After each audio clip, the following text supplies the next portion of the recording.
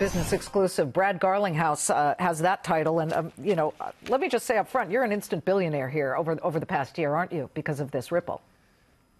Well, Liz, it's certainly been an exciting year. There's no question. And I think the performance of XRP is really just a reflection of the problem it's solving and solving a real problem at scale. And so the value that's been created, I think, is all about solving a real problem and solving it at scale. And I'm happy to talk more about that. Well, what's going on here? It's down more than 20% over the past 24 hours. We know that CoinBase said we're not in this yet, but there are a whole bunch of issues at play, and there are people who own this now. They looked at it and said, well, geez, it's about $3 or so. It's much less expensive, certainly, than Bitcoin, which is at thousands and thousands of dollars. So tell me, why is it dropping? Well, I think over the last 30 days, XRP is up over 1,000%, so 10x.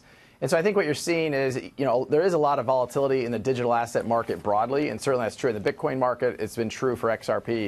And I think it's because these markets are very nascent. This is still the earliest innings of the creation of what I think is really going to be a new asset category.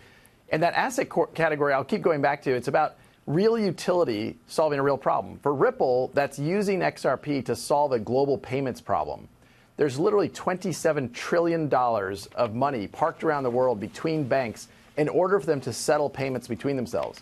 Using a digital asset like XRP, the speed of that can be vastly faster and vastly less expensive. Even compared to Bitcoin, XRP is 1,000 times faster and 1,000 times less expensive. Okay, but let's get to sort of the news of the day and the movement in it. Again, obviously these things are extraordinarily volatile. We're well off 19,000, which was around where the high was for Bitcoin. But you did start with some good news over the past couple of days, and that was the top 3 money transfer sites had agreed and said, we're in. We will use the XRP. We will do this for cross-border transfers.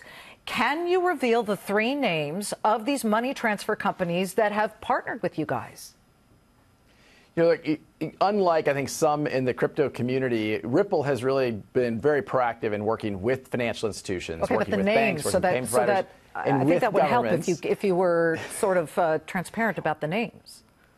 Well, part of working with those companies is we announce when they're ready to announce. There are a lot of rumors about the we are working with American Express today, for example. There were a lot of rumors about that had leaked out of American Express. We didn't confirm that until American Express was ready to confirm that, which we made public in, I think, November.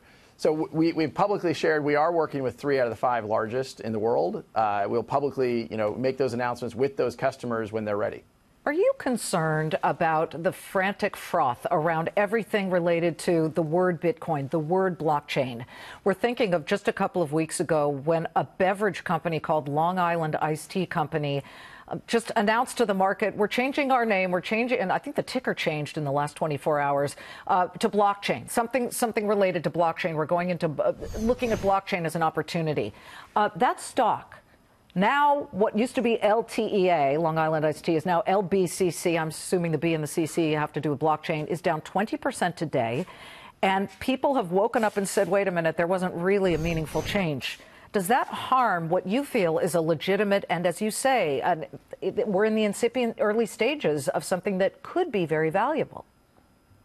I think there is no question that's harmful. I'm glad you asked about that, because at the end of the day, we are creating a new category, and you see what I'll call bad actors out there doing things that are bad for the long-term value creation, the long-term solving real problems for real customers. Ripple has announced over 100 customers work with today, and when I see some of these things happen, I think that's not good for the whole industry. Having thoughtful regulation and working with governments. We announced the fact that we're working with the Bank of England as an example. We announced some things we've done with the U.S. Fed and their faster payments task force.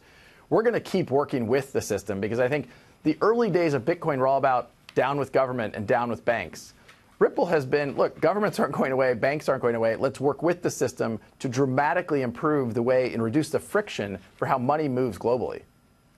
Do me a favor, Brad. When you are allowed to reveal those names, please come back on, because I think that helps with the whole theory that blockchain is supposed to be a ledger that makes everything more transparent. Watching Ripple very closely, Brad. Thank you very much.